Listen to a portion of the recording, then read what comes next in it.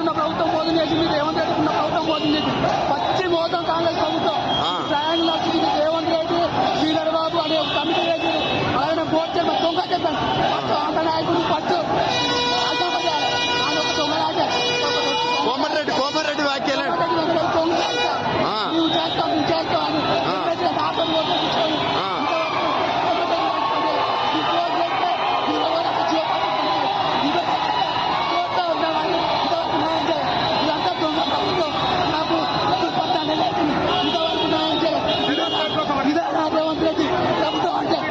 బట్టలు చింపిల్లా పంచాలు చింపి ఇదే ప్రభుత్వం ఇదే ప్రభుత్వం ఈ సంవత్సరం బయటకు ప్రభుత్వంలో మీరు బయటకు